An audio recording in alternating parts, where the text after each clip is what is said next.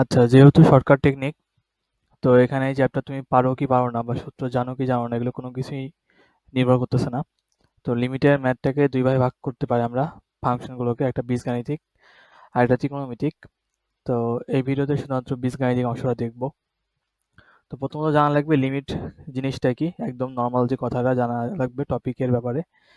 যে লিমিট মানে আমাদের কোনো আন ইনডিটারমিনেট বা আনডিফাইন অর্থাৎ অনির্ণেয় কোনো ফাংশনের মান বের করা নির্দিষ্ট বিন্দুর জন্য।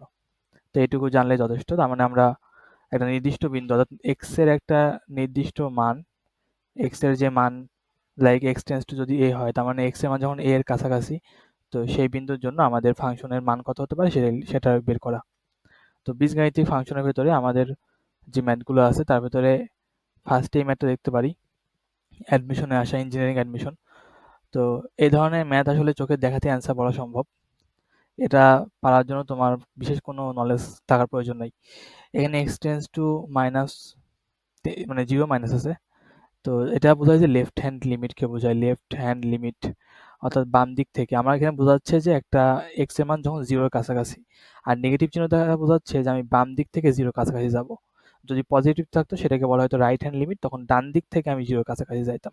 তো বাম দিক থেকে জিরোর কাছাকাছি মানে জিরোর থেকে ছোট, আর ডান দিক থেকে মানে জিরোর থেকে একটু বড়। লাইক মনে করো যে এক্স টেন্স টু টু আছে, সো আমি টু এর কাছে দুইভাবে যাইতে পারি, একটা টু এর বাম দিক থেকে লেফট হ্যান্ড থেকে, তখন এরকম আসতো 1.9 বা 1.99 এইভাবে, অথবা ডান দিক থেকে তখন টু এর থেকে একটু বড় হইতো 2.01, 2.001 এই ধরনের, ঠিক আছে। তো বাম দিক থেকে গেলে সেটাকে বলা হয় লেফট হ্যান্ড লিমিট, আর ডান দিক থেকে গেলে সেটাকে বলা হয় হচ্ছে রাইট হ্যান্ড লিমিট। এইটুকুই আর কি। তো এইটুকু যদি আমরা জানি তাহলে এই ম্যাথটা বের করা সম্ভব, পারা সম্ভব, কারণ এক্স টেন্স টু জিরো আছে এবং জিরোর থেকে ছোট। তো জিরোর থেকে ছোট মানে আমরা জানি যে নেগেটিভ নাম্বার, ঠিক আছে। এবং আমরা ক্লাস 9-10-এ পড়ে আসছি যে লনের ভেতরে যদি কোনো নেগেটিভ থাকে, লন বা লগ, এটার ভেতরে কোনো নেগেটিভ থাকলে সেটা হয় হচ্ছে অসংজ্ঞায়িত, ঠিক আছে। এটা আমরা ক্লাস 9-10-এর আমাদের পড়া জিনিস। তাহলে সেই হিসেবে এখানে আসলে এটা অ্যান্সার হবে অসংজ্ঞায়িত। এই ম্যাথ করার জন্য আমাদের বিশেষ কোনো কিছু করার প্রয়োজনই নাই, জাস্ট চোখ দিয়ে একটু তাকালেই, জাস্ট লিমিটের দিকে খেয়াল করবো সবসময়। যেহেতু আমরা এক্স এর নির্দিষ্ট মানের জন্য আমরা লিমিটিং মান বের করবো, তাই অবশ্যই আমাকে খেয়াল করা লাগবে যে এখানে এখানে আমাদের এক্স এর যে পয়েন্টটা বলা আছে সেই পয়েন্টটা কত, অর্থাৎ কোন মানের কাছাকাছি যাচ্ছে। এরপরে যেটা আছে এক্স টেন্স টু টু, এটা সাধারণ একটা বীজগণিতিক রাশি, উপরে দ্বিঘাত আছে নিচেও দ্বিঘাত আছে। তো এই ধরনের যে কোনো বীজগাণিতিক রাশি হতে পারে, এখানে দ্বিঘাত না থেকে এরকম একঘাত থাকতে পারে, সেটাও হতে পারে যে তোমার এক্স প্লাস মনে করো 8 এই ধরনের থাকতে পারে। তো যাই থাকুক না কেন, এই ক্ষেত্রে আমরা ক্যালকুলেটরে খুব সহজে বের করতে পারি। দেখো লিমিটের কনসেপ্টটা কি দাঁড়াচ্ছে, যে একটা নির্দিষ্ট বিন্দুর কাছাকাছির জন্য মান, সেটা বাম দিক থেকে হতে পারে ডান দিক থেকে হতে পারে, সেই মানটা আমাদের একটা নির্দিষ্ট মানের কাছাকাছি যাবে। তো এই জায়গাটায় আমরা এক্স এর মান যখন 2 এর কাছাকাছি বোঝাচ্ছে, তো এক্স এর মান 2 এর কাছাকাছি একটু আগে বলছিলাম, বাম দিক থেকে গেলে 1.9, 1.99 এই ধরনের হতে পারে, ডান দিক থেকে গেলে 2.01, 2.001 এগুলো হতে পারে। তো এক্সাক্ট যদি এইখানে 2 বসাই, তাহলে তো এটার মান অসংজ্ঞায়িত আসবে, কারণ উপরেও জিরো আসবে নিচেও জিরো আসবে। তাহলে আমাকে কি করা লাগবে, ক্যালকুলেটরে আমি এই জিনিসটা হুবহু তুলবো ক্যালকুলেটরে, এবং সেখানে আমি হয় 1.9 বা 1.99 অথবা 2.01 বা 2.001 এই ধরনের আমরা কাছাকাছি একটা মান বসাই দিব। যদি তাই বসাই তাহলে এখানে আমাদের সরাসরি ক্যালকুলেটরে মান পাবো। যদি তুমি এখানে 1.99 অথবা 2.001 বসাও, দেখবে অ্যান্সার আসবে -4, এরকম আসতে পারে -4.001, তার মানে সেটা অ্যাকচুয়ালি -4 বোঝাচ্ছে। সো এই ধরনের অ্যালজেব্রিক বা বীজগাণিতিক যে কোনো রাশি থাকুক না কেন, তুমি এটা হুবহু ক্যালকুলেটরে তুলবা এবং এক্স এর মান, লিমিটিং যে মানটা বলবে সেটা কাছাকাছি একটা বিন্দু বসালেই ক্যালকুলেটর তোমাকে অ্যান্সার দিয়ে দিবে, ঠিক আছে। তো এটা করার জন্য বেশি কিছু ভাবার প্রয়োজন নেই। লিমিট টেন্স টু ইনফিনিটি খুবই ইজি একটা টপিক বা টাইপ। শুধু মনে রাখবা যে হচ্ছে এখানে লিমিট টেন্স টু যদি ইনফিনিটি থাকে, আমাদের বড় পাওয়ার যেটা থাকবে সেই বড় পাওয়ারের সহগই হবে উত্তর, সহগদের অনুপাত বা যেটা বলো না কেন, তাহলে হবে কি বড় পাওয়ারের সহগ। জাস্ট এটা মাথায় রাখলে limit tends to infinity cover, বড় পাওয়ারের সহগ। তো প্রথম ম্যাথটা দিয়ে খেয়াল করো যে বড় পাওয়ার কত, এক্স টু দি পাওয়ার 4, নিচেও এক্স টু দি পাওয়ার 4, অবশ্যই আমাদের একটাই বড় পাওয়ার হবে, বড় মানে তো ম্যাক্সিমাম বোঝাচ্ছি। তাহলে এখানেও x to the power 4, x to the power 4।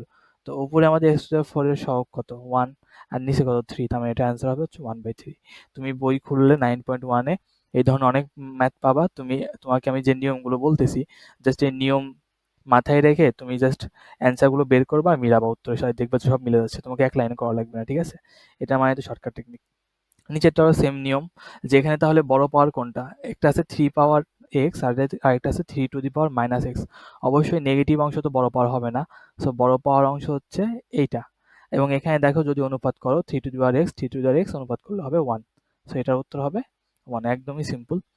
বইয়ে এই ম্যাথগুলো আছে, কিতাব স্যারের বই থেকে দেখতে পারো বা যে কোনো বই থেকে দেখতে পারো, সবগুলো বই পাবা। দেখো এই ম্যাথটা বইতে আসছে এবং সবগুলো বইতেই পাবা। তাহলে এখানেও সেম নিয়ম। এখানে বড় কোনটা, 5 টু দি পাওয়ার সামথিং নাকি 7 টু দি পাওয়ার? অবশ্যই 7 টু দি পাওয়ার। 5 তো অবশ্যই বড় না, তাই না, 7 এর থেকে? তাহলে বড় অংশ হচ্ছে এইটা। তাহলে এটার অনুপাত এখন করি, তাহলে আমরা অ্যান্সার পেয়ে যাবো।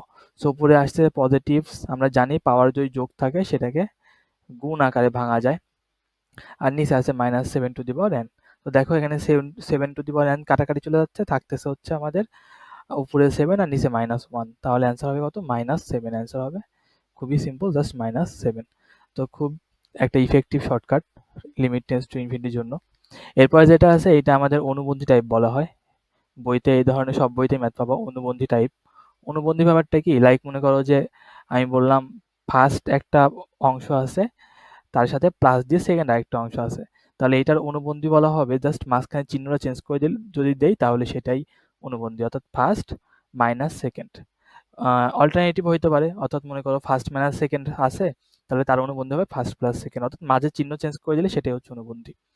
ঠিক আছে? তার মানে ব্যাপারটা কি দাঁড়াচ্ছে, যে এখানে দেখো এই ম্যাথটার ক্ষেত্রেই যে আম, এখানে এ অন্য কালে একটা নেই। তো এখানে দেখো এটা একটা ফার্স্ট অংশ, ফার্স্ট, আর আরেকটা অংশ আছে এটা হচ্ছে মনে করো সেকেন্ড।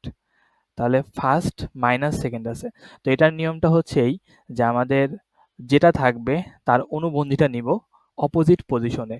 তাহলে এটার নিয়মটা কি দাঁড়াবে, যে অনুবন্ধী নেই অপোজিট পজিশনে, জাস্ট এইটুকুই এনাফ। তাহলে এইটার অনুবন্ধী হবে কি, ফার্স্ট মাইনাস সেকেন্ড আছে, তাহলে এটার অনুবন্ধী হবে ফার্স্ট প্লাস সেকেন্ড। সেটা আমরা নিব কোথায়? Opposite position. তার মানে ছিল হচ্ছে লবে, তার অপোজিট পজিশন মানে হচ্ছে হর, তাহলে আমি এটা হরে নিব। তাহলে এখন যদি আমি লিমিটের মানটা বসাই দিই তাহলে কিন্তু অ্যান্সার বের হয়ে যাবে। আর এক্সটা এখানে এক্স স্কোয়ার বা যেগুলো আছে না, সেগুলো অ্যাকচুয়ালি তোমার ক্যালকুলেশনের মধ্যে কাটাকাটি হয়ে যায়। এই জন্য আমরা এই শর্টকাটটা বানাতে পারছি, যে তোমার অনুবন্ধীটা আমরা অপোজিট পজিশনে যদি নেই, তারপরে লিমিটটা বসিয়ে দিই, তাহলে আমাদের অ্যান্সার চলে আসবে।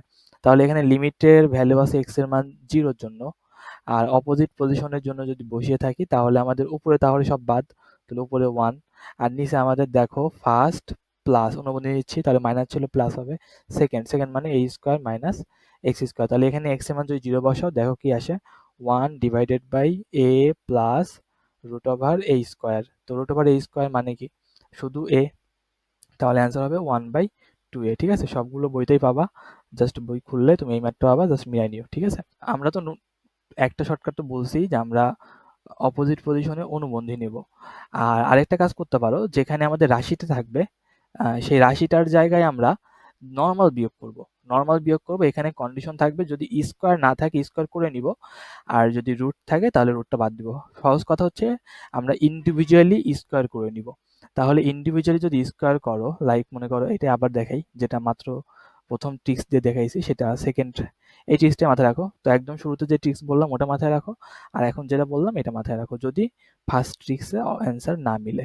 সেটা কি, যে আমাদের যেখানে ফাংশনটা আছে, লাইক এখানে আসিল আমাদের ফার্স্ট মাইনাস সেকেন্ড, তাহলে নিয়মটা কি, এটার মধ্যে আমি নিচে নিব। ঠিক আছে? ফার্স্ট প্লাস সেকেন্ড, এবং দেখছো ফার্স্ট প্লাস সেকেন্ড করলে এখানে 2a আসে। আর এই জায়গাটায় আমরা কি করব, নর্মাল বিয়োগ করব। এক্ষেত্রে আমাদের স্কোয়ার করে নিয়ে বিয়োগ করব।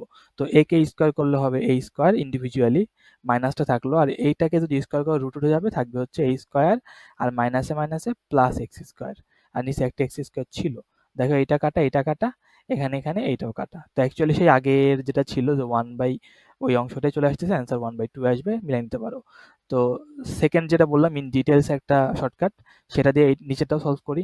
তাহলে নিচে আমরা আমাদের সেই অনুবন্ধী টাইপের ফাংশনটা আছে, একটা হচ্ছে ফার্স্ট প্লাস সেকেন্ড।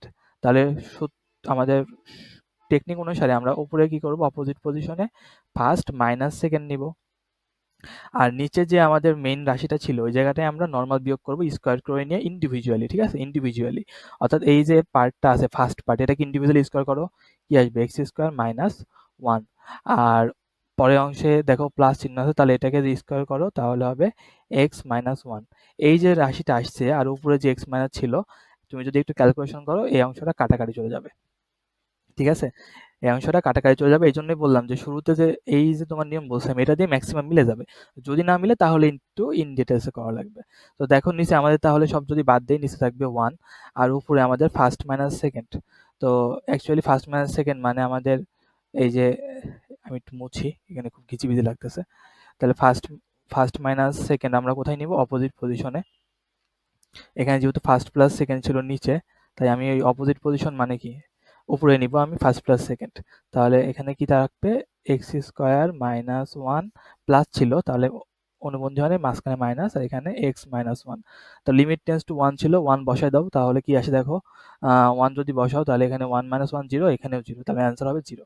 ঠিক আছে, এই ম্যাথটা বইতে আছে, তোমরা মিলাই নিতে পারো। তাহলে অনুবন্ধীর জন্য দুইটা নিয়ম বললাম, একটা খুবই সিম্পল যে অনুবন্ধী নেই অপোজিট পজিশনে, সেটা যদি না মিলে তাহলে আমরা যেখানে আমাদের প্রশ্নের প্রদত্ত রাশি ছিল সেখানে আমরা নর্মাল ইন্ডিভিজুয়াল স্কোয়ার করে বিয়োগ করবো, আর উপরে মানে অপোজিট পজিশনে আমরা অনুবন্ধী নিব।